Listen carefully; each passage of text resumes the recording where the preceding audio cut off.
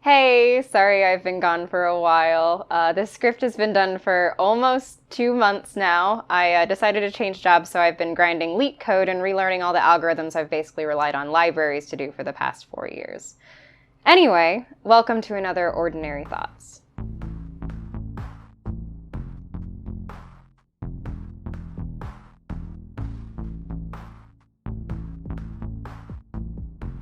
I've noticed a kind of unique aspect of the debate around sexual assault that I've been thinking about for a while. Most of the time when there's a debate about something, we tend to not think the nature of the discussion itself is taken as evidence for one side or the other. But when it comes to talking about sexual assault, the direction the argument needs to be pushed is tied directly to what people currently think about the issue.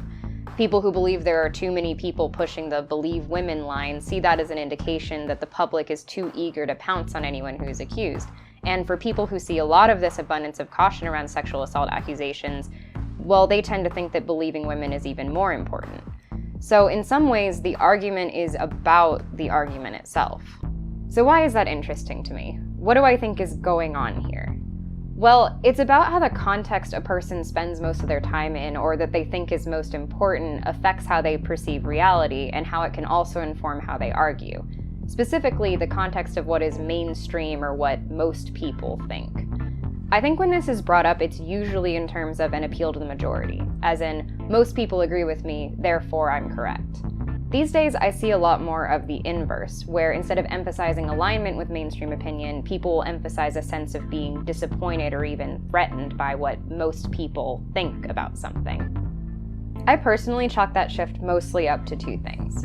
First, it's just a matter of my own context. I've spent a lot more time in the past few years with people outside of the political mainstream, and for them, for obvious reasons, appeals to the majority aren't generally very compelling, so I'm just personally a lot less likely to see it. And second, a certain degree of social victimization has a kind of currency in politics today. Probably what comes to mind there is how social justice-oriented communities will place a premium on the voices of more marginalized people, and yeah, that's part of what I mean. But I'm also thinking here about all the ways conservatives posit themselves as victims, and plenty of other groups as well, as a way of garnering sympathy for their viewpoints. And I'm also thinking about all the other people whose opposition to an argument is tied directly to its apparent overpopularity. Appealing to the majority is a pretty common strategy, even in non-politically mainstream circles, but it can be harder to spot. You don't generally hear someone say, "most people think X," or whatever. It's generally more of an implication. More often, you'll hear people use words like unhinged or freak or terminally online to imply a normal, correct opinion. But I'm a lot more interested in this sort of appeal to victimhood and how that works. I want to illustrate what I'm talking about here with a few examples. Let's think about a situation that's pretty black and white. Some of you might have immediately thought of a group that really likes to emphasize their weakness to legitimize their awful viewpoints. Fucking fascists. Modern white supremacists are obsessed with the Great Replacement theory, this conspiracy theory that the current trajectory of Western society, due to anti-white, pro-immigrant bias, is one in which the white majority in places like America will be replaced with a multiracial, multicultural society, eventually erasing their genetic and cultural lineage. They paint themselves as victimized to justify any violence they do in the name of their goals, but it's also rhetoric. The fact of their unpopularity is, to people prone to falling for this argument, evidence of it. Isn't it, they argue, exactly a society that is so critical and suppressive of this line of thinking that would be vulnerable to that situation? And never mind that despite some shifts in public sentiment, pretty much nothing has been done to materially improve the lives of Black people in terms of economic support, housing, or ending police brutality, let alone some kind of reckoning where Black people are quashing the white working class. Never mind that there would be a lot fewer immigrants and refugees if we'd stop destabilizing any country with resources we want, and even then the amount of people we're taking in is laughable. Never mind that the reason white people aren't having as many babies has a lot more to do with economics and an uncertain future than it does with what? White guilt? You think white people feel guilty for having white babies? Then why are they all over my Facebook? What planet do you live on? Despite all of this, the argument being made when they frame the situation in this way, with whites in general and white supremacists in specific as victims of an anti-white society, is that efforts to create racial equality have gone too far, and the very fact so many people believe racial inequities need to be corrected have led them to discriminate against white people. So what's the deal with that? Are they just pretending to feel that way to justify their abhorrent views? I think that's part of it, yeah. There's that whole card says moops thing where the people on the alt-right will just say they believe whatever they need to believe in order to win an argument. And I think a lot of the time people will just decide that the majority is whoever it needs to be and they don't actually care about it beyond its convenience for their argument. But in this case, this is a pretty foundational view for a lot of white supremacists, and it seems to be what draws a lot of them to the ideology.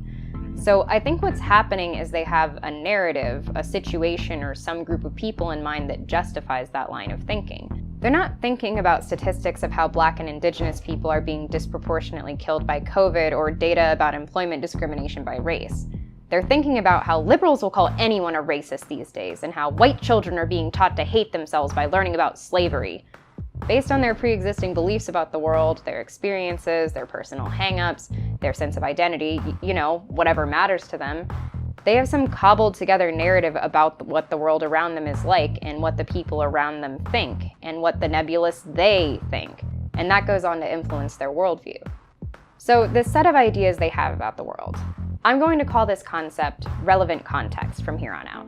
And what I mean by that is relevant context refers to the way a person perceives the current state of a discussion, in particular where they believe other people tend to stand in that discussion, all of which is directly informed by what sides they've personally been exposed to or by what confirms what they already believe about the situation. Essentially, I'm using relevant context to emphasize the idea that the way a person thinks the world currently is can really influence their political beliefs, often just as much as how they think the world ought to be. So, for example, two people who share the same belief in equality will have very different ideas on how to get there depending on who they think is suffering injustice. And that ends up being a really common point of contention. I know, all of that explanation for the wild revelation that people's opinions are shaped by their perception of reality. It's obvious in a lot of ways, kind of deceptively so. So what's my point with this? Well, I guess I think even if this is something most people are in theory aware of, that doesn't necessarily translate to identifying it, either when it's being used by someone else, say a political opponent, or even by themselves. People don't often think about the fact that their version of reality that they have in their minds in a given argument is necessarily incomplete, or that a person they're talking to might have a different version of reality in their mind, maybe even one that acknowledges and accounts for that other version of reality.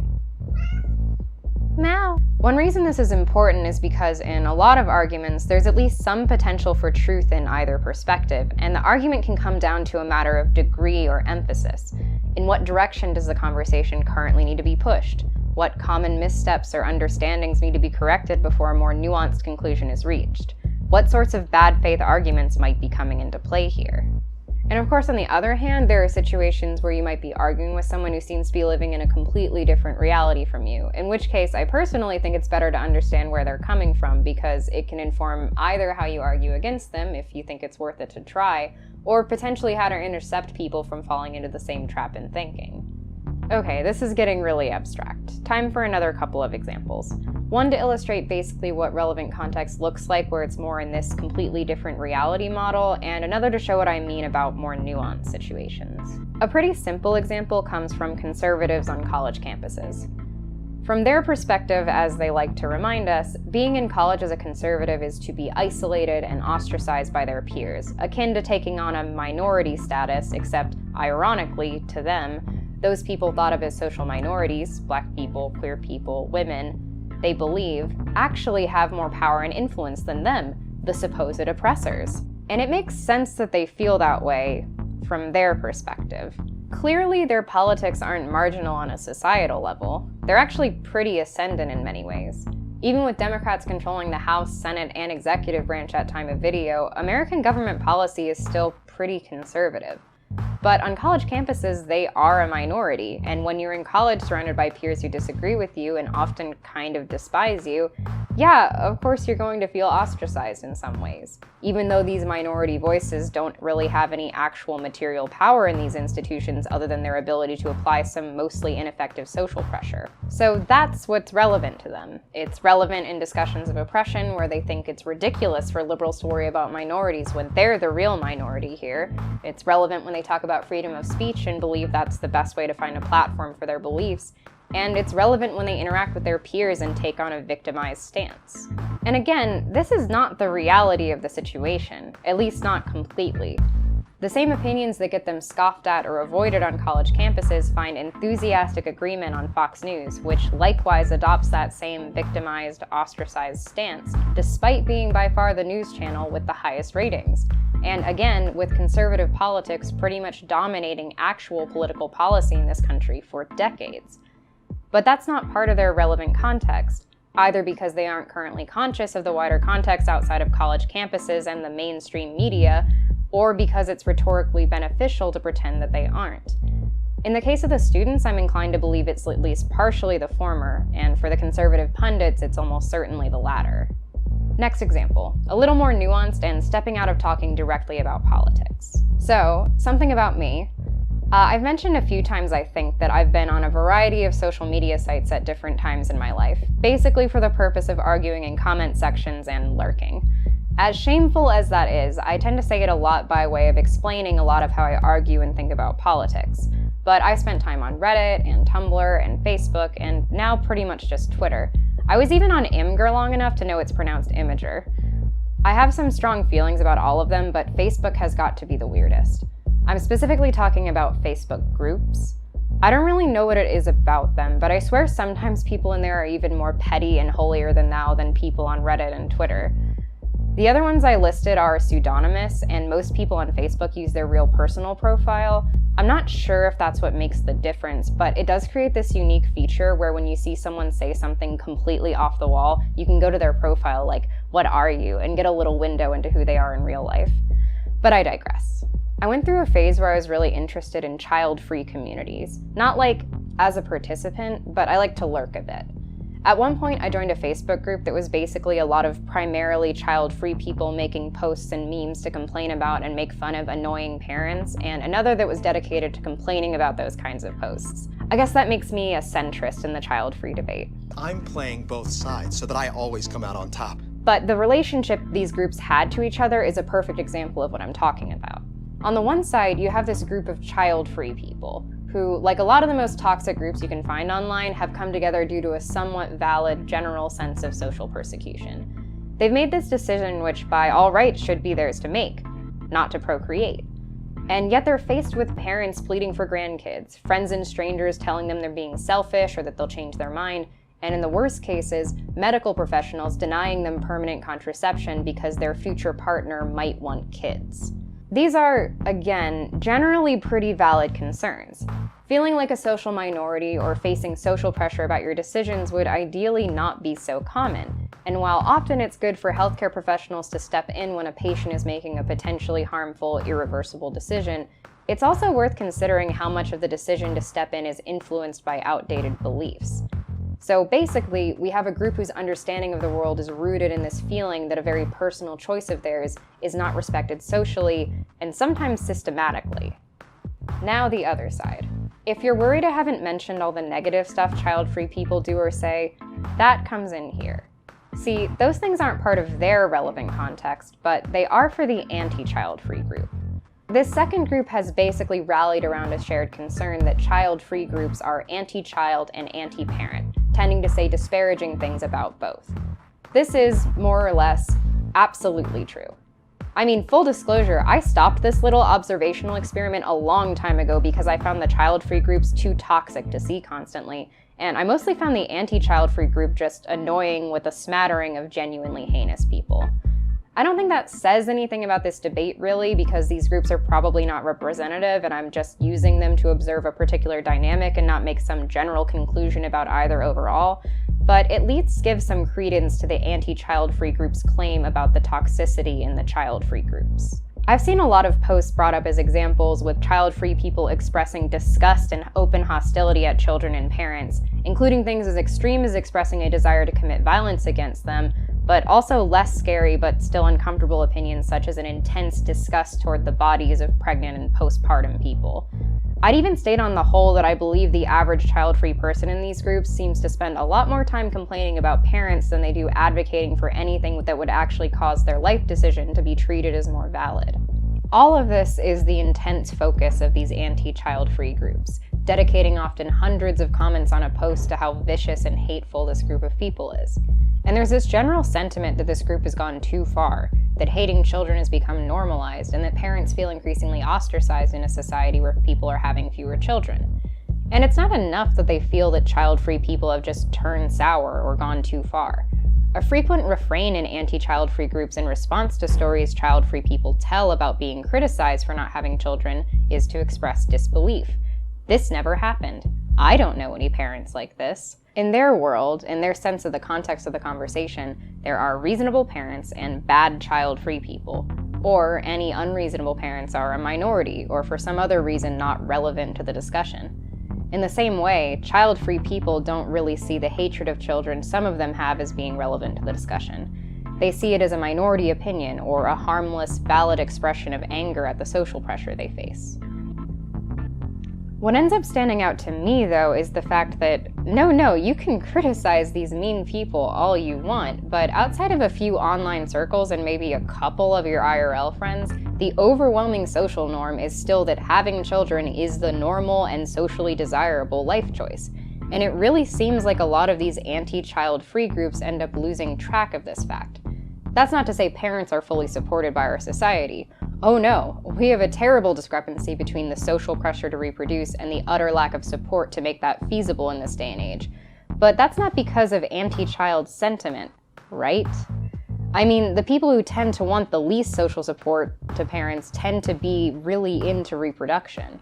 Now, obviously, I'm kind of leaving out the child-free people who think the intense hatred toward children is vile, and people who criticize child-free people who are like that, but otherwise support a mitigation of the social pressure to reproduce.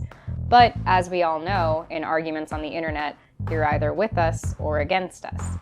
And I think at least some part of the reason for this is people primarily feel one side is more correct or is not being sufficiently acknowledged. So either, yeah, it's terrible that some child-free people are mean, but you're distracting from the larger issues we're fighting for. Or, sure, it's annoying that your parents keep prodding you about grandkids, but it's really difficult to be a parent and your rhetoric is making things worse. There's a schism in what the most pertinent issue is, but not necessarily a total disagreement in how things should ideally function. Another smaller scale version of this is how a person's perception of what someone they're talking to is likely to believe will inform how they interpret what they're saying. Like when I met one of my college roommates and I, noticing their pink hair and geek accoutrement, thought, a fellow SJW, and joked in a conversation about decor that we could have fairy lights like basic white girls. They weren't in that same, we're both on the same page on this gender stuff context, and proceeded to inform me that actually they knew a lot more men with fairy lights, so yeah. As if I'd need to be told that women aren't biologically predestined to like a lighting fixture.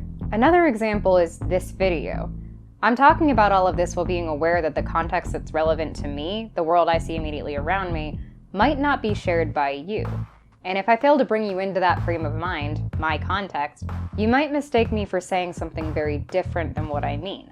You might have noticed this note that showed up earlier while I was talking about the social currency that can be attached to victimhood. Social justice-oriented communities will place a premium on the voices of more marginalized people. There's a part of me that felt like, this seems unnecessary to put. I mean, obviously I'm a leftist, I've talked about racial inequality and other marginalized groups in many of my videos. But I'm also aware that it's likely that a lot of people watching this have a focus on this cohort of white leftists who are very anti-liberal identity politics to the point of not thinking marginalized groups have a perspective worth emphasizing.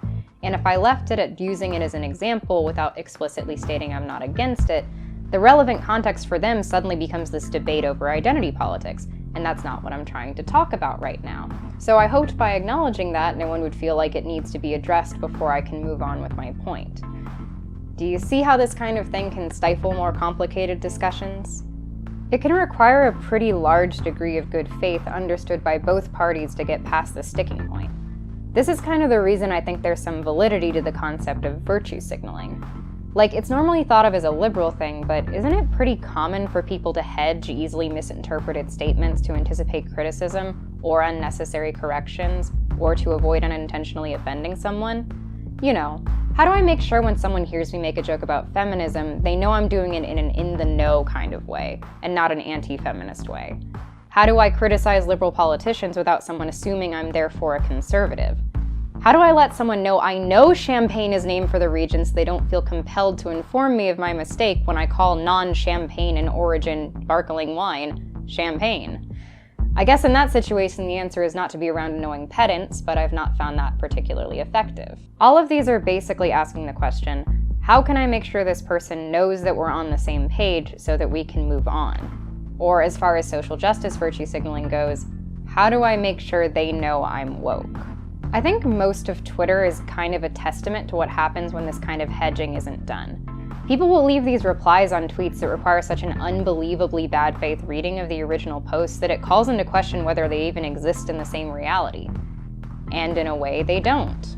Being online and honestly even just being ambiently aware of the culture war stuff constantly going on puts a lot of people in a constant state of awareness of all the ways they can really disagree with someone, sometimes in irreconcilable ways. More social justice-oriented people on Twitter are so overly exposed to the most racist, the most sexist, the most transphobic ideas, partially because they sometimes seek it out, but more often because it seeks them out. Some people are so fixated on this pervasive bigotry that they kind of can't help but see it in even seemingly innocuous statements as at least a possibility that needs to be ruled out. Hence the whole, "you have to take my wild interpretation of your post very seriously" thing. Then, of course, there are other people who aren't as affected by or just aren't as fixated on the pervasiveness of these views, so when they're interacting with someone who is hypervigilant about a given issue, they might feel monitored, or misinterpreted, or presumed to be some kind of bigot or political enemy, which of course puts them on the defensive and makes them a lot less likely to empathize with the people responding to them, and less likely to engage with the valid aspects of where they're coming from. So no one really trusts anyone or is willing to take anything on good faith, and both sides end up feeling like their points are being misinterpreted. And it just keeps happening over and over because so many people under these conditions have completely insulated themselves even from opinions of people who they basically agree with on everything meaningful. So I don't know exactly what I'm proposing here. I've set out to give my take on what I think is a contributing factor to the state of discourse and how I think it works. I think it's tempting to focus on parsing out what's true in these situations, implying there's some kind of correct context to view things in, that if we all aligned ourselves with, we'd probably agree a lot more. But I don't really think that's possible. Not just because we don't have enough information, but because the premise is fundamentally flawed. The context that's worth focusing on is not necessarily going to be the most general one. A lesbian living in a smaller conservative town isn't going to, and should not be, swayed from her sense of unease by the awareness that the rest of the country has high levels of support for marriage equality and gay rights. As I said, for most people, what makes up their relevant context in a given discussion will have to do with their pre-existing beliefs about the world, their experiences, their personal hang-ups, their sense of identity, whatever matters to them. So with that, what can we really do?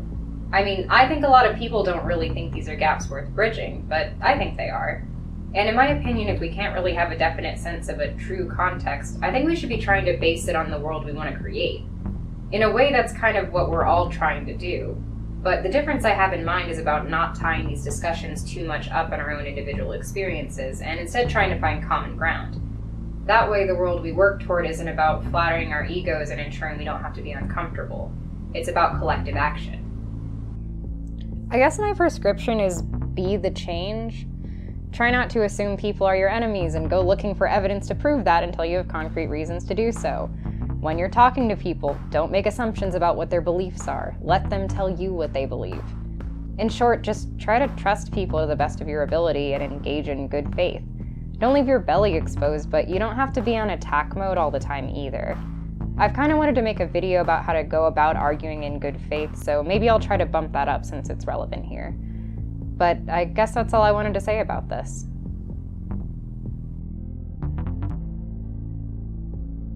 Hey, you watched all the way to the end. That means a lot to me, so thank you.